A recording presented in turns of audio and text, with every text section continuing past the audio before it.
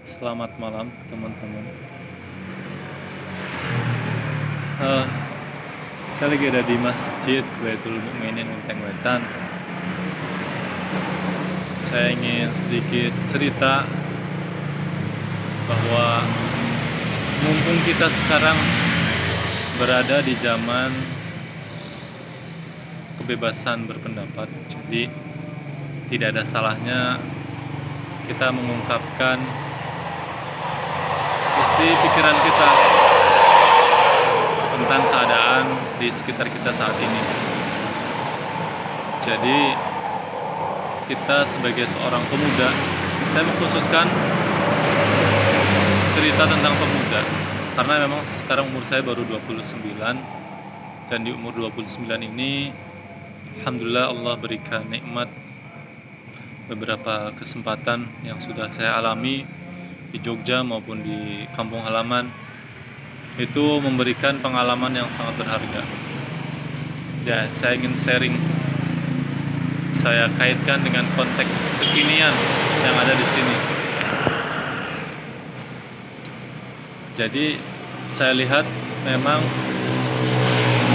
kita perlu kepedulian satu sama lain, semuanya. Kepedulian itu dimulai dari membedakan mana baik dan buruk, benar dan salah, sehingga itu yang menjadi landasan kita perlu melakukan sesuatu atau tidak gitu.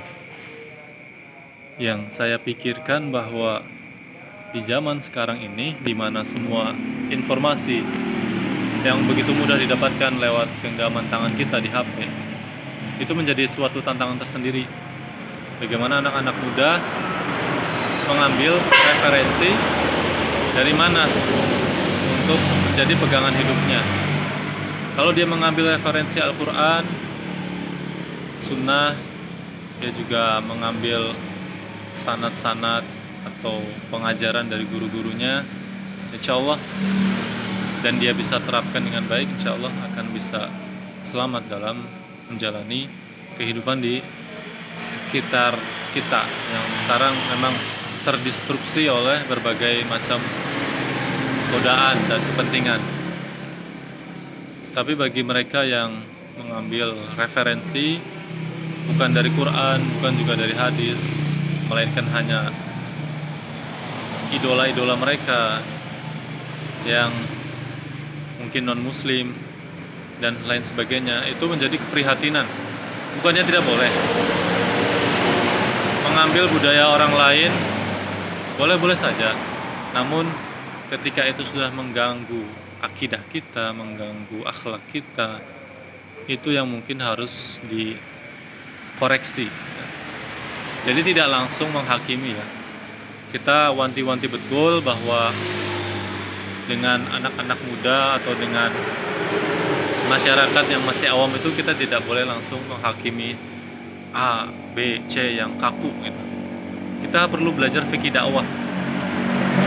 Bagaimana masyarakat itu masih memerlukan yang namanya tarbiyah, gitu ya, pendidikan yang step by step, bertahap.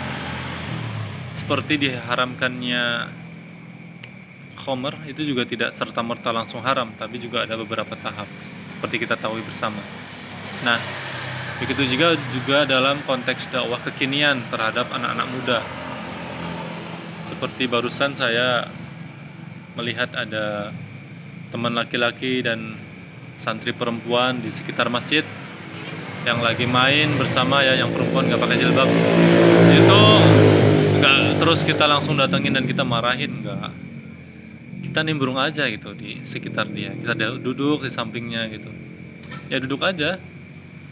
Terus nggak usah ngomong apa-apa gitu, duduk aja. Terus kalau dia menyapa kita balas sapa, kalau dia diam ya kita tanyain, tanya basa-basi aja biasa, dari mana, apa kabar, lagi ngapain di sini, oh gitu, udah sholat belum, ditanya gitu-gitu aja yang simple, oh gitu ya, kalau belum sholat dulu, nggak masalah, mau main-main silakan gitu. Jadi untuk hal-hal yang baru, kita yang soft dulu aja, yang halus. Bagaimana supaya mereka juga tidak langsung terganggu dengan keberadaan kita. Ada penerimaan bahwa kita mendekati mereka dengan cara yang halus. Begitupun dalam hal-hal kasus yang lain. Mungkin ini juga perlu jadi perhatian. Jadi ini adalah unek-unek yang mungkin bisa saya sampaikan ya, karena di zaman sekarang ini kita kan lebih sering scrolling, mengkonsumsi konten-konten yang sudah dibuat di sosial media. Nah, kita juga perlu memikirkan bahwa kita juga punya loh hak untuk bisa membuat konten yang ditonton orang, mengungkapkan isi pikiran kita. Kalau isi pikiran kita ada yang salah, ya silakan tulis di kolom komentar untuk mengkoreksi apa yang saya sampaikan yang salah. Itu akan terjadi timbal balik yang bagus, bahwa pengetahuan yang saya berikan ini, oh ternyata ada salahnya. Salahnya di mana? Silakan dikoreksi. Insya Allah akan saya terima dan saya perbaiki. Nah, proses seperti ini kalau bisa dilakukan oleh semua orang, insya Allah akan berkembang pola pemikiran kita di masyarakat. Karena kalau kita hanya memikirkan ego kita dan sudah merasa paling benar, itu juga akan menutup ilmu-ilmu lain yang akan mungkin masuk ke dalam kehidupan kita. Tapi kalau kita membuka diri bahwa kita juga mungkin ada salahnya, insya Allah orang lain akan mengkoreksi dan itu menjadi masukan buat kita membuka wawasan kesanah ilmu kita lebih luas lagi. Nah, jadi sekarang kita jangan ragu, jangan malu, jangan hanya mengkonsumsi konten yang sudah dibuat oleh orang lain, karena orang lain juga sebenarnya mencoba-coba membuat konten. Tidak ada kata terlambat. Kalau memang kamu mau berkreativitas sebagai anak muda, silakan buat konten yang bermanfaat. Supaya kamu tidak hanya menonton konten orang, tapi kamu juga membuat sesuatu supaya kamu produktif.